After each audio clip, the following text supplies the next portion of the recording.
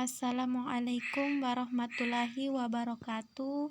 Di sini saya akan menjelaskan materi tentang pengantar pendidikan dosen pengampu, yaitu Dr. Siti Rahmania Abu Bakar, SPD, MPD.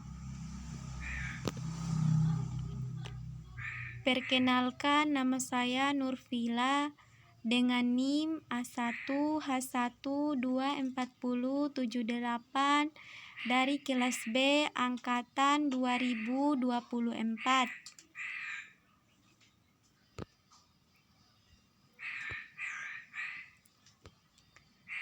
Baik, di sini saya akan menjelaskan, yaitu yang pertama bab 1 yaitu sifat hakikat manusia, bab 2 pengertian pendidikan dan unsur-unsur pendidikan, bab 3 landasan dan asas pendidikan, bab 4 perkiraan dan antisipasi terhadap masyarakat masa depan, bab 5 yaitu pengertian dan jenis lingkungan pendidikan.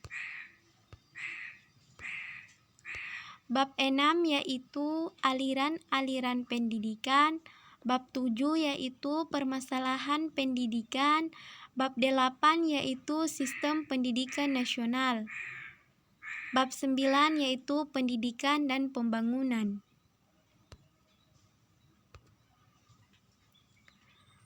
Bab 1 yaitu sifat hakikat manusia.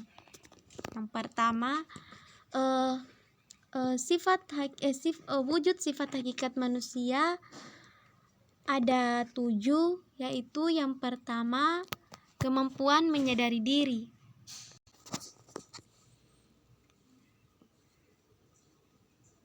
Kemampuan menyadari diri yang dimiliki oleh manusia, maka manusia itu menyadari bahwa dirinya memiliki ciri khas atau karakteristik.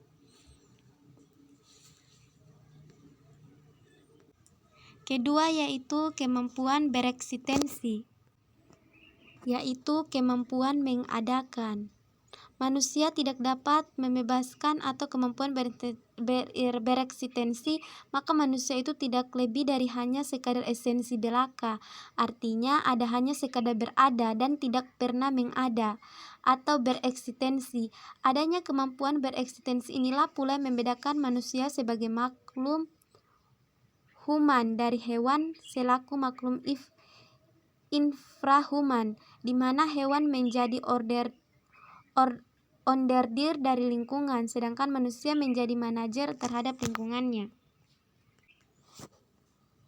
Yang ketiga yaitu kata hati. Kata hati atau conception of man juga sering disebut dengan istilah hati nurani, lubuk hati, suara hati, pelita hati, dan sebagainya.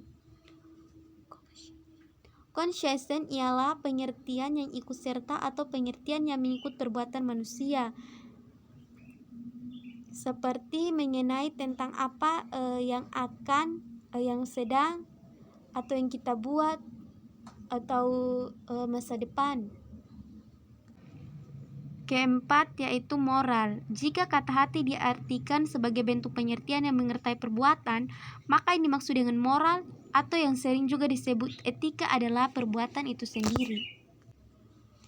Menyadari hak dan kewajiban, yaitu kita sebagai mahasiswa harus kita mengetahui hak dan kewajiban kita, yaitu kewajiban mahasiswa adalah belajar dan hak mahasiswa adalah diberikan tugas oleh dosen.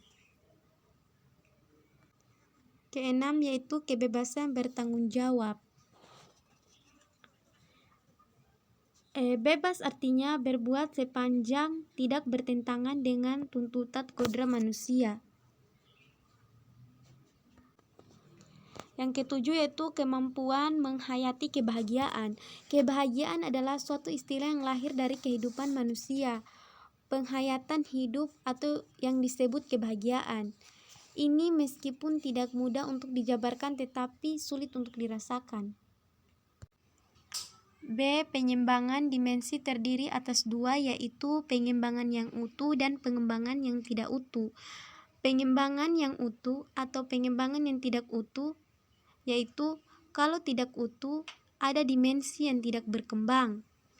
Contohnya yaitu dimensi keindividualan, itu di mana manusia terdiri dari utuh sebagai seorang individu, mementingkan manusia harus mementingkan dirinya. Pengembangan yang tidak utuh apabila hanya salah satu atau sebagian dari dimensi yang berkembang. Bab 2 yaitu pengertian pendidikan dan unsur-unsur pendidikan. Yang pertama itu pengertian pendidikan berdasarkan fungsinya. Pendidikan adalah proses pembentukan kepribadian. Kepribadian itu dibentuk dan tidak terbentuk sejak lahir, tetapi dibentuk. Yang kedua itu pendidikan nasional. Pendidikan nasional adalah pendidikan yang berakar pada kebudayaan bangsa Indonesia yang berdasarkan Pancasila serta Undang-Undang Dasar 1945.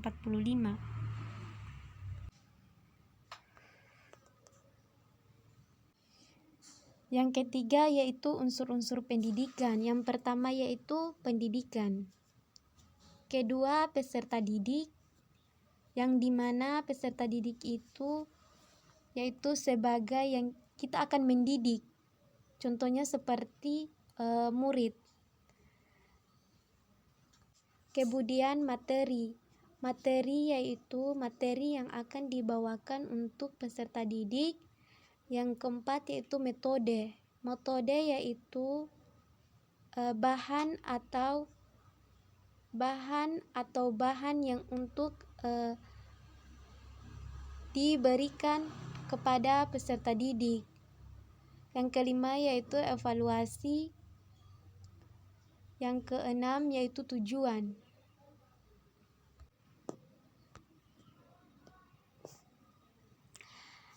Bab 3 yaitu landasan dan asas pendidikan. Yang pertama yaitu landasan filosofi pendidikan adalah Pancasila dan Undang-Undang Dasar 1945. Kedua yaitu landasan sosiologis pendidikan. Indonesia adalah masyarakat Indonesia. Yang ketiga yaitu landasan kultural pendidikan adalah kebudayaan nasional yang bersumber dari kebudayaan daerah. Yang keempat yaitu landasan psikologis dan perkembangan peserta didik. Yang kelima yaitu landasan ipteks adalah ilmu pengetahuan, teknologi, dan seni itu sendiri.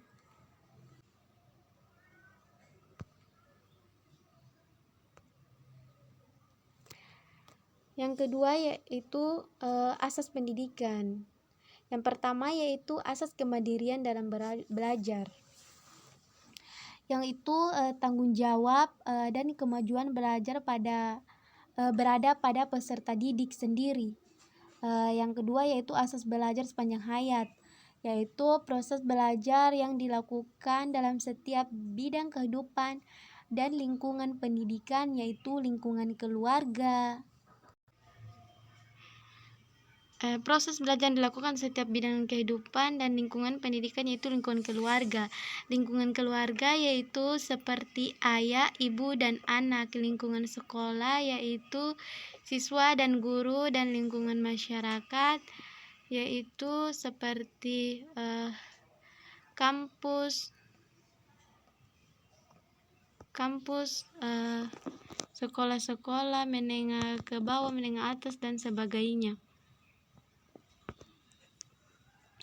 Bab 4 yaitu perkiraan dan antisipasi terhadap masyarakat masa depan.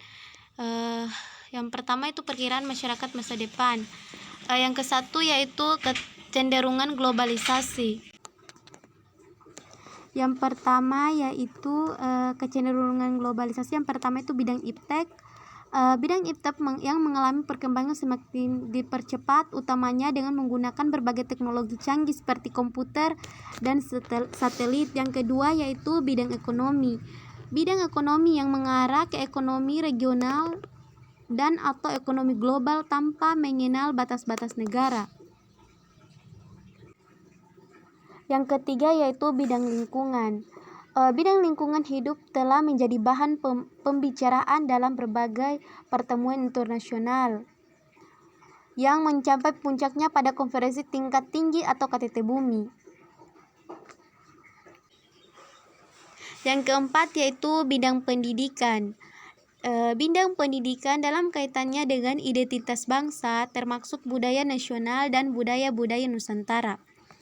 Di samping keempat bidang tersebut, kecenderungan globalisasi juga tampak dalam bidang politik, hukum, dan hak-hak asasi manusia, paham demokrasi, dan sebagainya.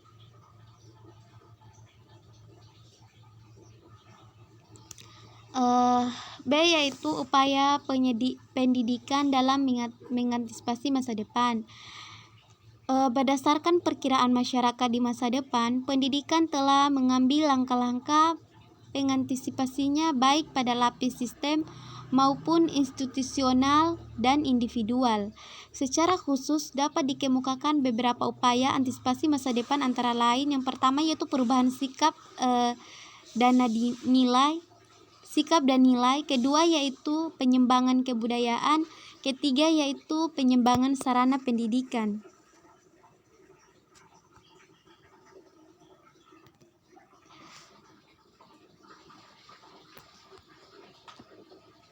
Bab 5 yaitu pengertian dan jenis lingkungan pendidikan. Yang pertama yaitu jenis lingkungan pendidikan. 1. Lingkungan pendidikan atau keluarga, yaitu informal, yaitu terdiri dari ayah, ibu, dan anak. Yang kedua yaitu lingkungan sekolah atau formal. Yang kedua yaitu lingkungan sekolah atau formal, yaitu guru dan siswa. Yang ketiga yaitu lingkungan masyarakat atau non-formal, yaitu seperti yayasan, TPA, dan sebagainya.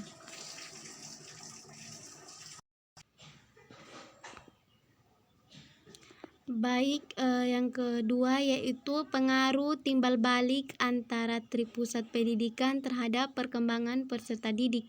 Setiap pusat pendidikan dapat berpeluang memberi kontribusi yang besar dalam ketiga kegiatan pendidikan, yaitu yang pertama pendidikan dalam upaya pematangan pribadi,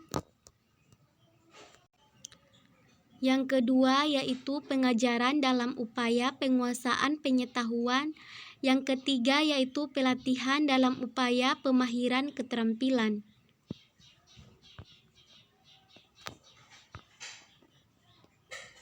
Bab 6 yaitu aliran-aliran pendidikan. A. Aliran-aliran pendidikan klasik dan gerakan baru dalam pendidikan ada 4.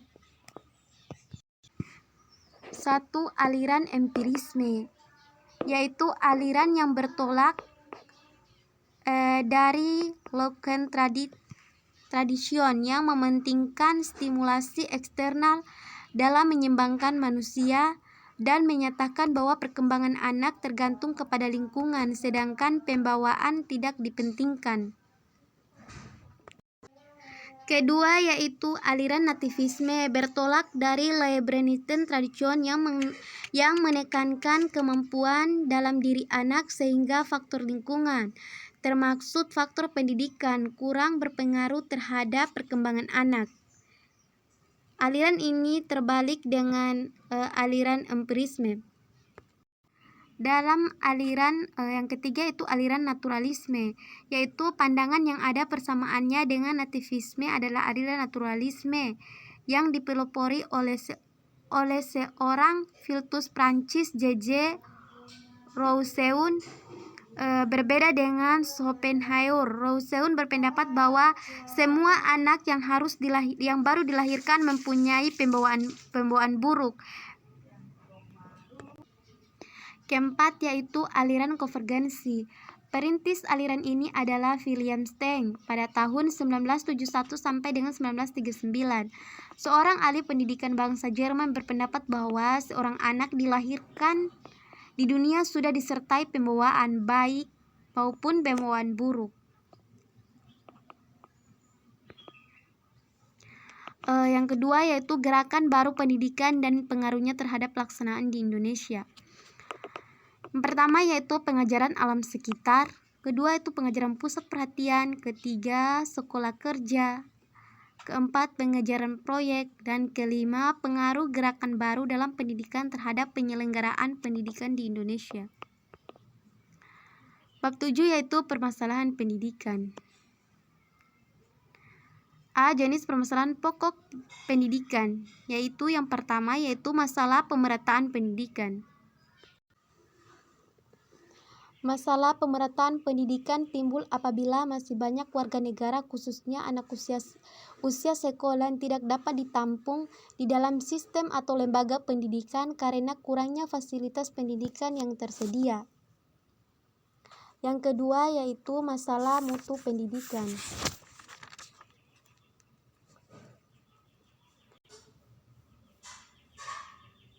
Banyak macam pemecahan masalah yang telah dan sedang dilakukan oleh pemerintah untuk meningkatkan pemerataan pendidikan dalam rangka mencerdaskan kehidupan bangsa. Langkah-langkah ditempuh melalui cara konvensional dan inovatif. Yang pertama yaitu membangun gedung sekolah seperti SD, IPTES, atau ruangan belajar. Yang kedua itu menggunakan gedung sekolah untuk sistem pergantian pagi dan sore. Masalah mutu pendidikan. Mutu pendidikan dipermasalahkan jika hasil pendidikan belum tercapai taraf seperti yang diharapkan.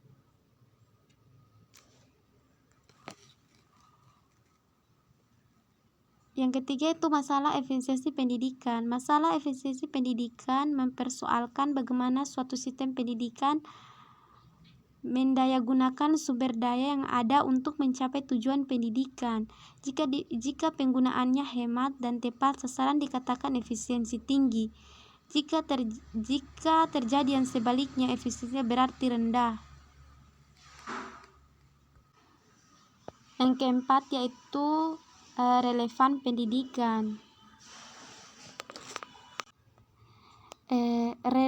Relevan yaitu seperti yang dinyatakan ideal jika dikaitkan dengan kondisi sistem pendidikan pada umumnya.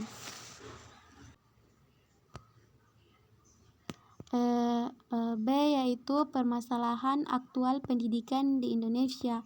Yang pertama itu masalah keutuhan pencapaian sasaran. Yang kedua masalah kurikulum, yang ketiga yaitu masalah peranan guru. Yang dimana pada masalah peranan guru ini yaitu banyak di daerah pelosok guru itu mengajar tidak sesuai pada bidangnya, misalnya yaitu jurusan ekonomi mengajar di PAUD,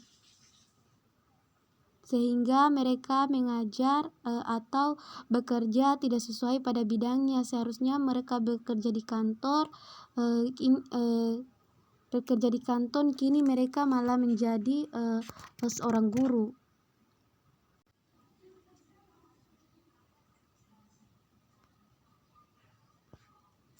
Bab 8 yaitu sistem pendidikan nasional.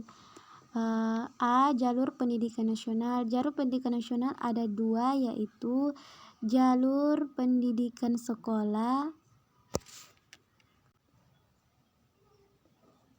dan jalur pendidikan luar sekolah.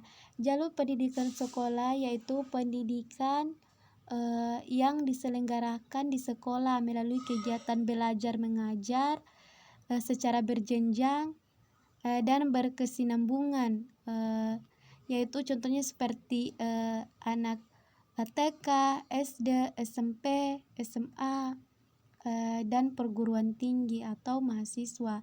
Yang kedua yaitu jalur pendidikan luar sekolah, yaitu pendidikan yang bersifat kemasyarakatan yang diselenggarakan di luar sekolah melalui kegiatan belajar mengajar yang tidak berjenjang dan tidak berkesinambungan, seperti kepramukaan, kursus, dan sebagainya. B yaitu jenjang pendidikan. Jenjang pendidikan ada 3. Yang pertama yaitu jenjang pendidikan dasar, yaitu seperti SD. Kedua jenjang pendidikan menengah, seperti SMP dan SMA. Dan yang ketiga itu jenjang pendidikan tinggi atau perkuliahan. C yaitu program dan pengelolaan pendidikan. Yang pertama yaitu jenis program pendidikan. Jenis program pendidikan terbagi menjadi 5, yaitu yang pertama pendidikan umum, kedua pendidikan kejurusan, ketiga pendidikan luar biasa, keempat yaitu pendidikan kedinasan, dan kelima yaitu pendidikan keagamaan. Pendidikan umum yaitu pendidikan yang mengutamakan peluasan pengetahuan dan keterampilan peserta didik dengan mengkhususkan yang diwujudkan pada tingkat akhir atau masa pendidikan. Sedangkan pendidikan kejurusan adalah pendidikan yang mempersiapkan peserta didik untuk dapat bekerja pada bidang pekerjaan tertentu seperti bidang teknik, jasa, busana, kerajinan, dan lain-lain. Lembaga pendidikannya itu seperti STM, SMTK, dan sebagainya. Yang ketiga yaitu pendidikan luar biasa. Pendidikan luar biasa yaitu merupakan pendidikan khusus yang diselenggarakan untuk peserta didik yang mengandung kelainan fisik atau mental. Yang termasuk pendidikan luar biasa adalah SDLB, Sekolah Dasar Luar Biasa. Yang keempat yaitu pendidikan kedinasan. Pendidikan kedinasan merupakan pendidikan khusus yang diselenggarakan untuk meningkatkan kemampuan dalam pelaksanaan tugas kedinasan bagi pegawai atau calon pegawai suatu departemen pemerintah atau lembaga pemerintah non-departemen. Yang kelima yaitu pendidikan keagamaan.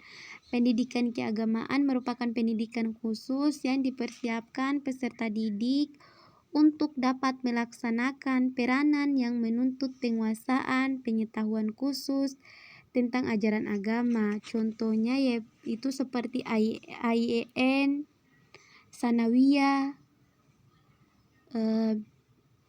Stiba, Sekolah Tinggi Ilmu Islam dan Bahasa Arab, PGAN, dan sebagainya. Yang kedua yaitu kurikulum program pendidikan, yaitu kurikulum nasional. Kurikulum nasional yaitu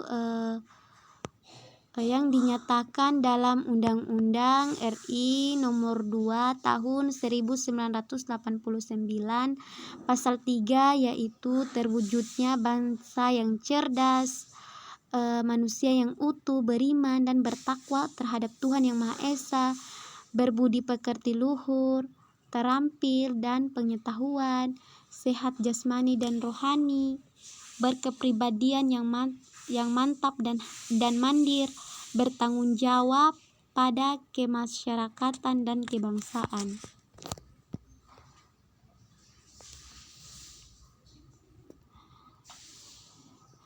Bab 9 yaitu pendidikan dan pembangunan.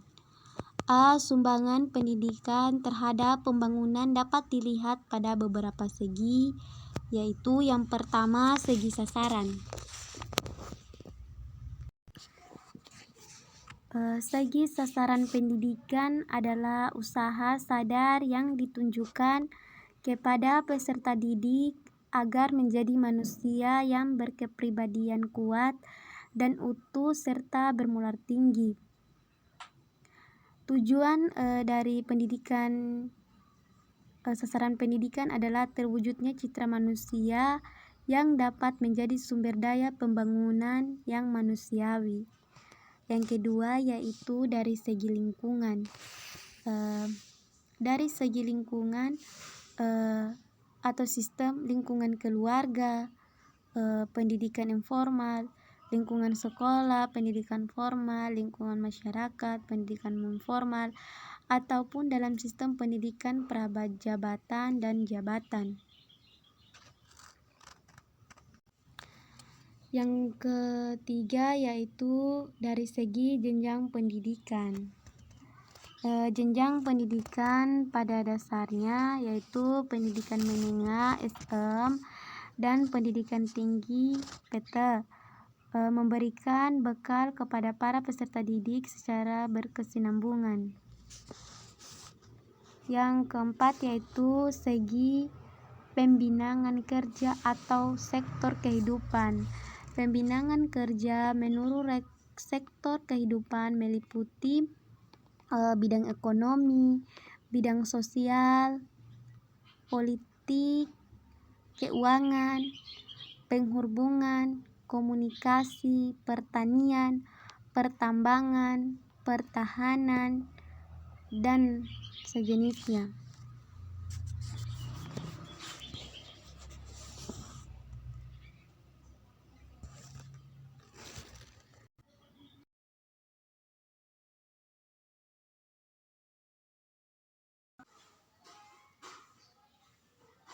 B. Perbedaan pendidikan dan pembangunan.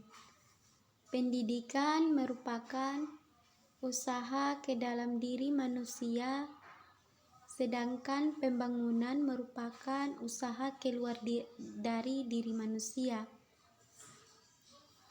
Pendidikan menghasilkan sumber daya tenaga yang menunjang pembangunan, dan hasil pembangunan dapat menunjang pendidikan atau pembinaan, penyediaan sarana, dan seterusnya.